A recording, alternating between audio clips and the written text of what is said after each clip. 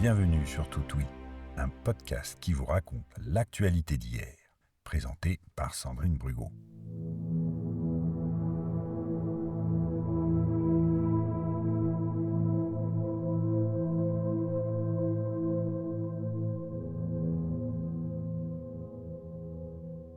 On lit dans la Dépêche, journal de la démocratie du Midi, en date du 10 mai 1889, qu'un horrible assassinat vient d'avoir lieu à Albi, dans le Tarn. Vers 1h du matin, les habitants de la rue sont réveillés par le sieur Justin Durand, domestique du docteur Cassan, médecin-chef de l'hospice d'aliénés et ancien maire de la ville. Durand est en chemise, pieds nus et le pantalon à la main. Il leur annonce que son maître vient d'être assassiné. On donne l'alarme et certains voisins pénètrent dans la maison, puis dans la chambre à coucher du docteur. Encore vêtu de sa robe de chambre, un pied encore chaussé d'une pantoufle, le docteur Cassan est étendu face contre terre. Il baigne dans son sang. Le docteur Guy, immédiatement appelé, ne peut que constater le décès. Le cadavre est déjà entièrement refroidi. À Albi, l'émotion est grande, car nous sommes au début d'une sale affaire.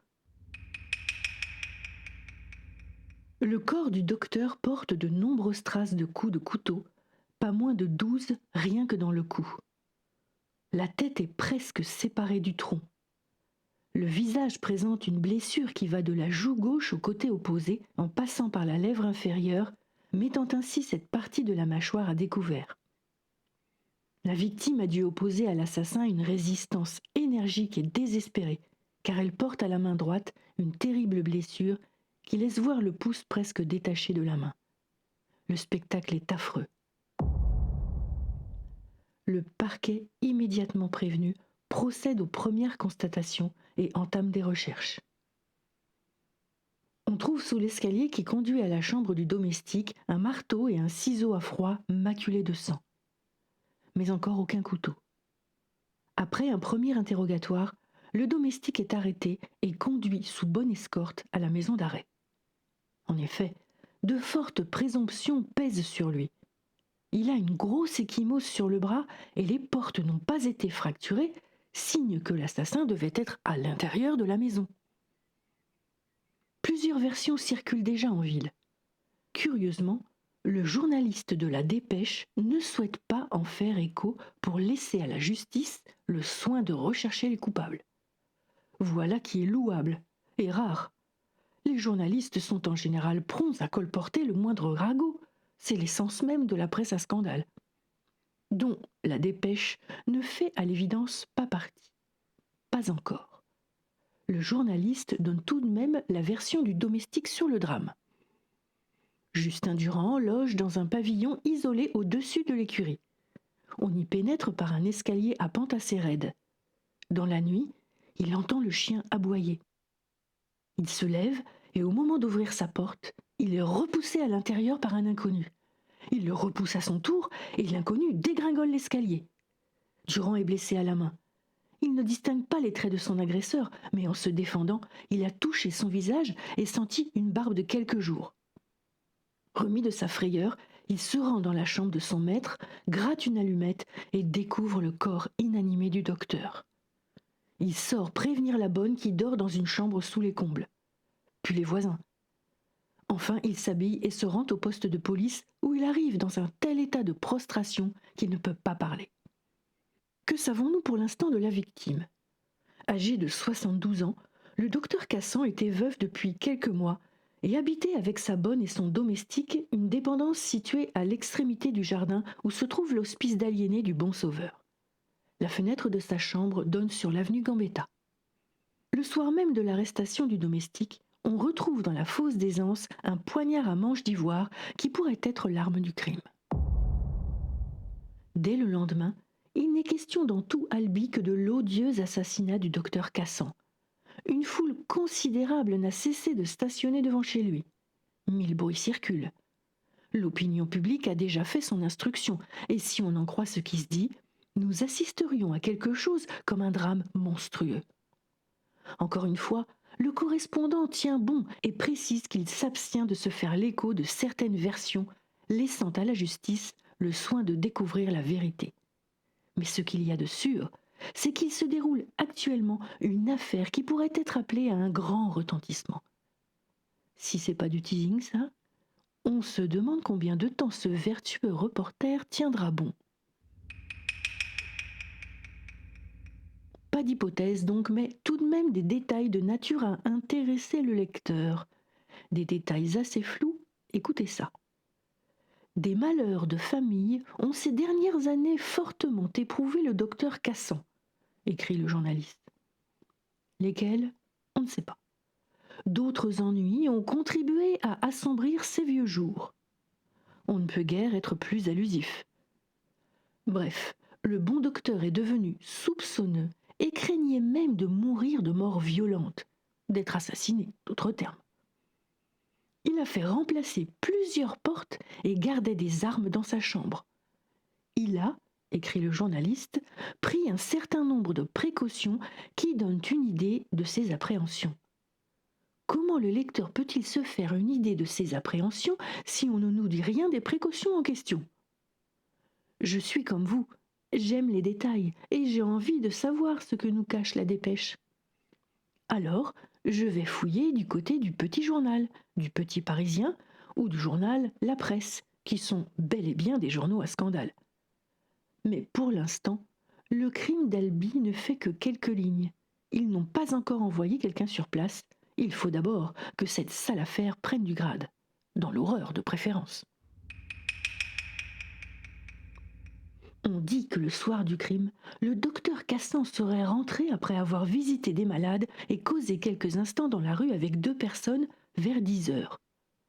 Le lit à peine défait prouve que le docteur s'est ensuite couché, mais pour peu de temps. L'autopsie du cadavre démontre qu'il y a eu lutte contre une seule personne. C'est un rapide coup de poignard qui a provoqué la mort. Les autres blessures, très nombreuses et horribles à voir, ont été faites après le coup mortel. Le visage est méconnaissable, le cou tailladé. Une oreille est presque entièrement coupée et la mâchoire mise à nu. L'assassin a fait montre d'une sauvagerie peu commune. On peut même relater la scène de crime telle qu'elle a dû se passer. Depuis qu'il a reçu une forte somme, le docteur Cassan a pris les précautions mentionnées et installé une targette lui permettant de refermer la porte de sa chambre de l'intérieur. Il pouvait l'actionner depuis son lit grâce à un cordon. Comme cette porte ne comporte aucune trace d'effraction, le docteur a dû ouvrir à quelqu'un. Cette personne, l'assassin sans doute, lui aura présenté quelque chose à lire car on a retrouvé un binocle attaché à la partie du cou encore adhérente au tronc. C'est alors que le docteur est en train de lire que l'assassin le frappe avec le marteau. On a en effet trouvé une forte contusion due à un marteau sur la tête. Le coup, pourtant très violent, n'a pas réduit le vieillard à l'impuissance. Une lutte s'engage. L'assassin s'empare alors du poignard que le docteur utilise comme coupe-papier et le frappe. Ils se battent encore jusqu'à ce que l'assassin frappe au cœur. Le docteur tombe et l'inconnu s'acharne sur son cadavre. Jusqu'ici, tout semble accuser le domestique dont on n'a pas retrouvé les chaussures. Il ne veut rien dire sur le sujet. Mais le parquet s'est rendu à Lagrave où est enterrée la vieille servante du docteur Cassan, morte il y a à peine 8 jours. Elle servait le docteur depuis plus de 30 ans et est morte subitement à Lagrave où elle se trouvait avec le domestique Durand. La justice vient d'ordonner l'exhumation du cadavre pour connaître la nature de la mort de la vieille domestique. Il est probable, termine le journaliste, que le drame va prendre de grandes proportions. Effectivement, une exhumation attire toujours le lecteur. Le 11 mai, on enterre le bon docteur si odieusement assassiné. Le deuil est conduit par son frère.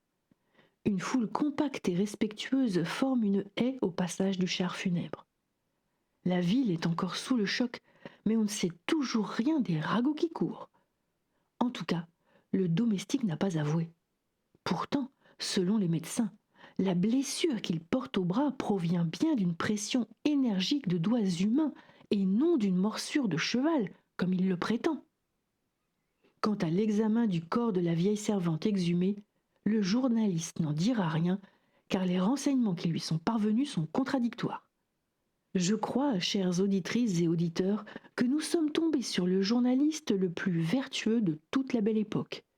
Il va falloir prendre notre mal en patience, alors que le public continue à s'occuper vivement de cette affaire. Pensez donc, une personne descendue hier à l'hôtel Cassagne a été entendue pendant plusieurs heures par le juge d'instruction. Mais qui est-elle ? Les suppositions vont bon train en ville. Surtout quand Madame Cassan, belle-fille du vieux docteur assassiné, est arrêtée et inculpée d'assassinat. La bonne de Madame Cassan est elle aussi arrêtée à Toulouse. On apprend que cette Madame Cassan a quitté son beau-père 1 mois plus tôt après une violente querelle et qu'elle s'est réfugiée à Toulouse chez une de ses tantes. Le lendemain de la découverte du meurtre, elle est retournée à Albi. Nous apprenons d'autre part que les intestins de la vieille domestique du docteur sont arrivés hier à Toulouse où ils seront soumis à l'expertise des professeurs chimistes du parquet. Le 14 mai, alors que dans le petit journal on ne fait que reprendre les propos de la dépêche, notre journaliste sur place prend un ton nettement plus dramatique. C'est que nous assistons probablement à quelque chose comme un drame épouvantable. Malgré le mystère dont s'entourent les magistrats instructeurs, voici de nouveaux détails. Enfin, le domestique a subi un nouvel interrogatoire et un nouvel examen des docteurs. Sa blessure à la main provient du poignard dont l'assassin s'est servi et celle du bras d'une main humaine. La culpabilité de Justin Durand ne semble plus faire de doute, mais Madame Cassan est en prison. On dit qu'il a fait des demi-aveux. Il aurait laissé entendre qu'il était l'objet de nombreuses incitations à assassiner le bon docteur et que c'est précisément Madame Cassan qui le pressait. Cette Madame Cassan, née Perronnet de Berre, a 27 ans. On lit tout et n'importe quoi dans les divers journaux quant à son nombre d'enfants et à la date de décès de son mari. Par exemple, dans le Figaro du 11 novembre 1889, on lit qu'elle a 28 ans, que son mari, fils unique du docteur Cassan, est mort fin 1877, en laissant 4 enfants. Elle est donc veuve depuis 12 ans. Elle aurait donc eu 16 ans au moment de la mort de son mari, et je vois mal comment elle aurait pu déjà avoir 4 enfants à cet âge-là. Certains articles signalent qu'elle est veuve depuis 5 ans, d'autres depuis 1 an. Bref, c'est la foire au n'importe quoi. Cependant, à force de recouper les témoignages la concernant au cours du procès, je pense que son mari est mort en 1887 et non en 1877. Je vous assure qu'écrire des récits historiques sérieux et documentés, c'est un métier. Son mari, fils de la victime donc, était sous-préfet de Saint-Affrique. Mais il était peu sérieux et a été révoqué. Il s'est ensuite fait chef d'orphéon à Gaillac, c'est-à-dire chef de chœur dans une chorale. Pas tout à fait la même chose que sous-préfet et certainement peu lucratif. Quand mademoiselle Perronnet de Berre épouse le fils Cassan, bien que fils unique, il a beaucoup de dettes. C'est un viveur. Mais ses parents, à elle, promettent le beurre et les épinards. Un bon parti, donc. Durant leurs quelques années de vie commune, les deux jeunes gens ne font aucune économie. Au contraire, ils dépensent au-delà de ce qu'ils ont. De sorte que depuis la mort de son mari, l'ex-sous-préfète se trouve absolument sans ressources. Et elle ne peut pas faire appel à sa propre famille. Voici pourquoi. Son père était un industriel de Clermont-Lérault, mais il est mort. Il lui reste un jeune frère de 22 ans qui se plaît à se faire appeler baron de Berre, sa mère et sa tante. Ces deux femmes se sont mises en tête il y a quelques années d'acheter une propriété à Dalmérac, près de Rodez dans l'Aveyron. La transaction pose quelques problèmes, mais elles parviennent à obtenir le droit de propriété du domaine sans payer 1 centime. Dès leur installation dans le pays, elles se posent en personnes richissimes et elles réussissent si bien que de tous côtés, on célèbre cette arrivée comme un heureux événement. L'abbé Ruel, curé de la paroisse, l'annonce même en chair en un style dithyrambique. Il ne s'attendait pas aux désillusions qu'il a eues depuis. Tout va bien pendant quelque temps, assez peu du reste, car on ne se fait pas de mauvais sang à Dalmérac, on vit largement. Alors bientôt, la bourse de ces dames se tarit et il faut emprunter. De grosses sommes qu'il faut rembourser. La mère et la tante de Madame Cassan n'ont pas un centime à lui prêter, étant elles-mêmes dans une situation délicate. Sans ressources, la jeune mère fréquente beaucoup son beau-père, le vieux Grigou, comme on l'appelle, dont elle espère recevoir quelques subsides.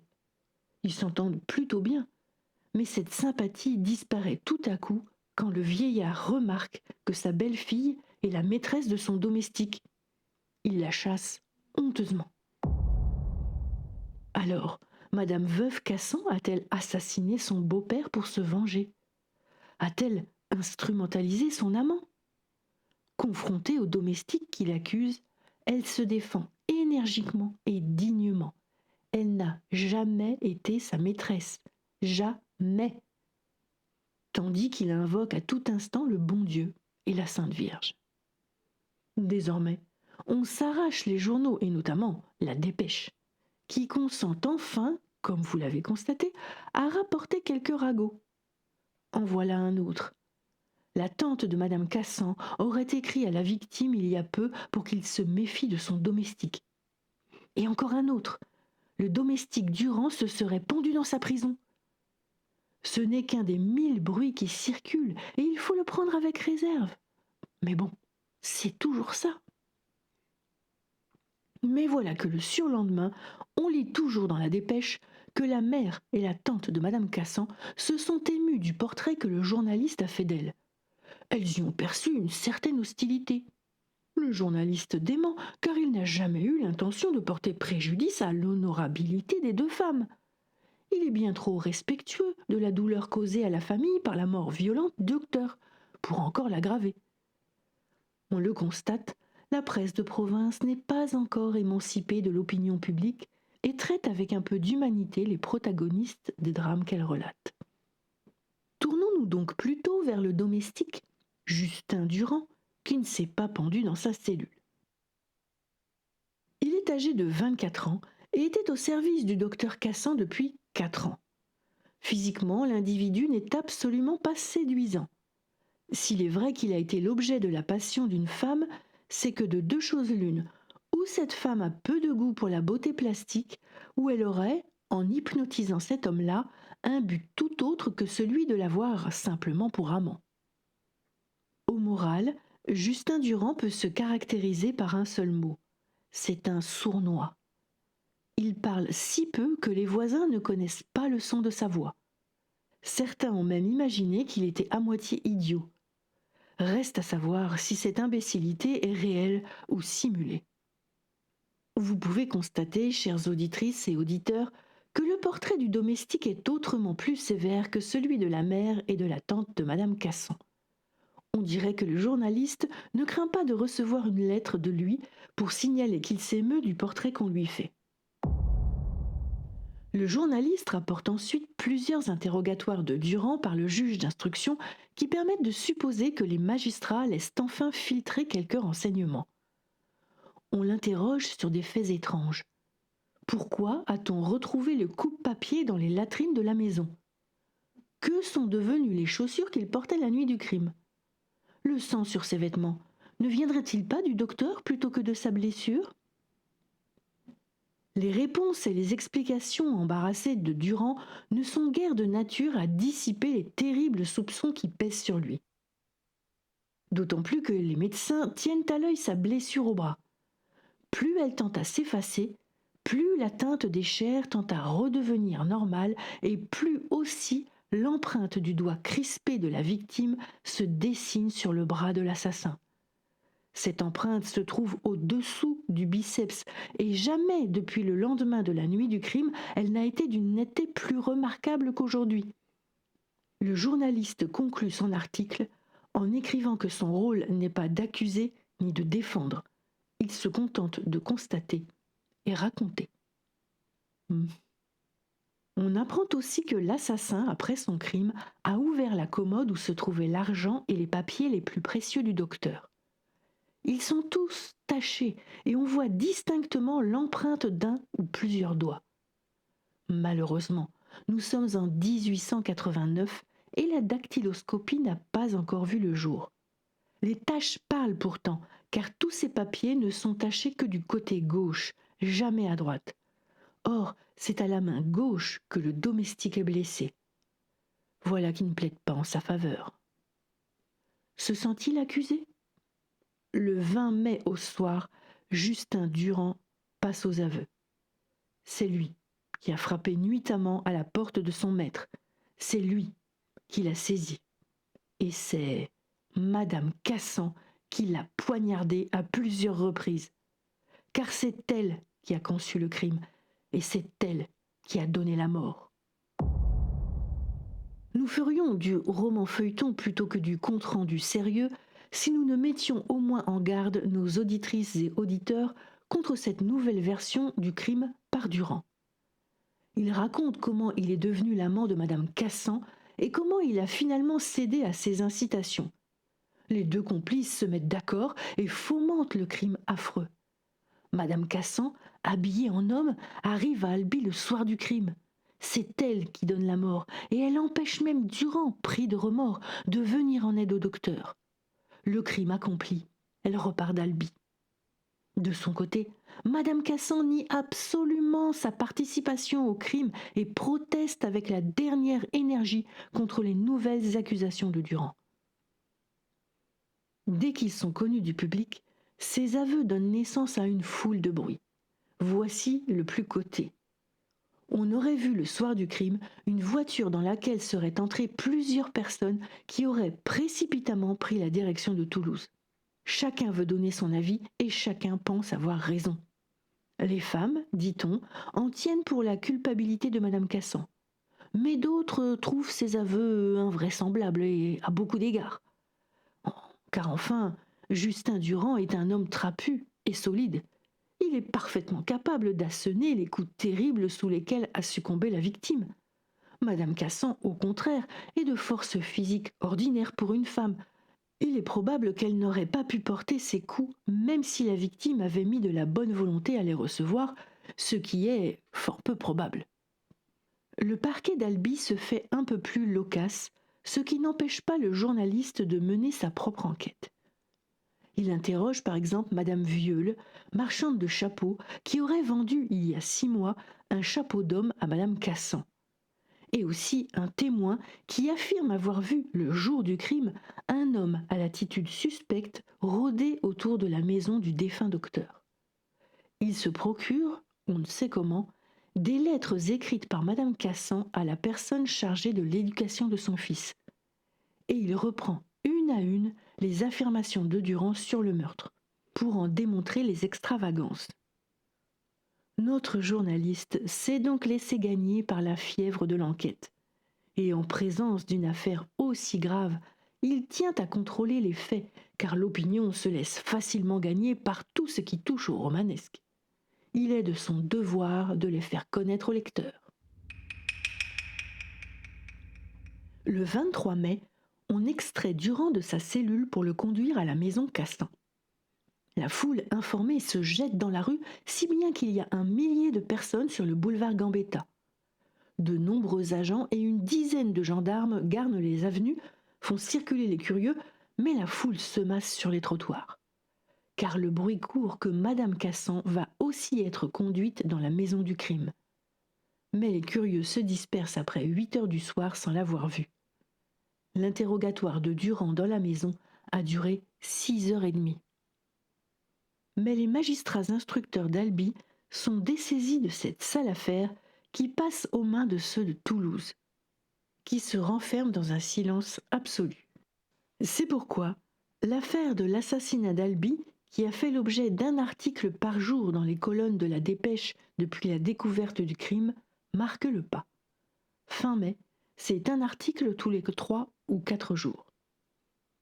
Le corps de Philippine Sicard, la bonne décédée du docteur Cassan, a été exhumé et ses viscères envoyés à la morgue de Paris pour être soumis à une analyse chimique. On sait désormais que des traces de poison y ont été trouvées. L'empoisonnement est donc certain. Le 27 juin, Madame Cassan est libérée. Elle n'est plus soupçonnée ni de crime, ni d'incitation au meurtre de son beau-père. C'est embarrassant pour Durand qui change de tactique. Il prétend à présent que Madame Cassan n'est pas venue elle-même tuer son beau-père, mais qu'elle a envoyé un homme pour qu'il accomplisse le crime avec lui. Ce mystérieux assassin avait aussi pour mission de le tuer lui, Durand, pour qu'il ne révèle rien de l'attitude de Madame Cassan. La justice n'ajoute pas foi à ces explications. Elle pense que le vol est le mobile du crime et que Durand a agi seul. Et c'est le 18 octobre qu'on apprend que Justin Durand comparaîtra devant la cour d'assises du Tarn sous la triple accusation d'empoisonnement de Philippine Sicard, la vieille servante du docteur, l'assassinat du docteur Cassan et une tentative de vol qualifié. Le 10 novembre, les journalistes de tout le pays sont là. Le Figaro, Le Matin, L'Intransigeant, Le Soleil, Le Petit Journal, Le Petit Parisien, Le National, La Nation et tous les quotidiens régionaux sont représentés. On attend 130 témoins à charge et une trentaine à décharge. La vaste place La Pérouse devant le palais de justice est noire de monde bien avant l'ouverture des débats. Le chemin conduisant de la maison d'arrêt au palais est obstrué par la foule. Au passage de l'accusé, une rumeur s'élève, mais on n'entend aucun cri hostile. La salle d'audience est comble. Au fond, comme à une tribune d'orgue, se pressent les dames, les belles albigeoises protégées par une sorte de grillage contre la curiosité des autres. Sur la table des pièces à conviction, on voit des tiroirs de meubles, des papiers, les vêtements ensanglantés de la victime et ceux de l'accusé, des petits paquets et les armes du crime, un marteau et un poignard. L'accusé Justin Durand a 24 ans. Il est né à Villefranche d'Albigeois. Le portrait qu'en fait Le Figaro le jour de l'ouverture de son procès n'est pas celui brossé par la Dépêche. C'est un assez beau garçon portant une fine moustache et une cravate bleue à petits pois blancs qui aurait un joli succès boulevard de la Chapelle. Il ne donne pas du tout l'impression d'un domestique. Il est fort bien habillé d'un costume tout neuf avec col rabattu et manchettes immaculées. Le visage mat et un peu graisseux est régulier et paraîtrait presque agréable sans l'expression remarquablement sournoise du regard. Les cheveux sont ramenés avec art. Il a bien sûr un fort accent méridional. Je ne résiste pas à vous proposer un autre portrait, paru celui-ci dans L'année criminelle 1889, qui reprend toutes les grandes affaires année après année. Trapu, avec un front bas et étroit, un regard froid et fuyant, des bras minces et une mâchoire prognate, Durand a l'air d'un souteneur de bas étage. C'est vers la belle-fille de la victime, Madame veuve Émilie Cassan, que les regards se tournent.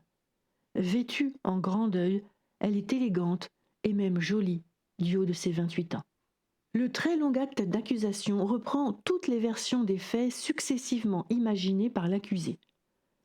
Il établit aussi la préméditation. Car près du docteur Castan se trouve depuis des décennies une servante dévouée, Philippine. Elle est presque son amie, en tout cas bien plus qu'une servante. Elle contrarie les plans de Durand pour tuer le docteur et s'emparer de la grosse somme d'argent qu'il vient de toucher. Car si elle entend du bruit la nuit, elle va se lever, s'interposer, le voir enfin perpétrer son crime. Il décide donc de se débarrasser d'elle. Mais pas en l'assassinant avec un poignard, car cela déclencherait une enquête et empêcherait l'accomplissement du plan principal. Philippine est faible et d'une santé chancelante. En avril, Durand l'empoisonne en mêlant à ses aliments un poison qu'il a sous la main, sans odeur ni saveur. La vieille femme meurt sans que quiconque soupçonne un assassinat. Sur Justin Durand pèsent donc 2 meurtres perpétrés pour voler. Le président du tribunal s'adresse à lui et lui demande s'il reconnaît les faits. Eh bien, pas du tout. Il affirme qu'il est innocent. S'il a varié dans ses affirmations, c'est que tout le monde le tourmentait en prison. On lui répétait que s'il n'avouait pas, il monterait sur l'échafaud, mais qu'en avouant, il sauverait sa tête. Non, il n'a pas tué, surtout pas son maître, toujours si bon pour lui. La veuve Cassan l'a sollicité, lui a demandé de tuer le docteur, mais il a toujours refusé. C'est pourquoi elle a envoyé un homme pour le faire. Justin Durand tient bon jusqu'à la fin de son procès. Il est tour à tour audacieux et railleur, éludant les questions embarrassantes, feignant des indignations et des colères quand il se sent poussé à bout, puis larmoyant des phrases d'excuses quand il se croit trop vif. Il prend un air persécuté et déclare que c'est abominable de s'entendre dire des choses comme ça. Quand la veuve Cassan témoigne à la barre, il ne cesse de l'interrompre, la traitant de menteuse. Il prétend qu'il était son amant, qu'elle ne s'entendait pas avec son beau-père, qu'ils se battaient même. Il l'aurait chassée de sa maison où elle était moins qu'une domestique et même traitée de prostituée. D'autres témoins certifient que le docteur Cassan se méfiait de sa bru et qu'il l'a effectivement chassée car elle menait une vie peu vertueuse. Le deuxième jour du procès, la cour décide de se transporter dans la maison du crime, ce qui cause en ville une émotion indescriptible.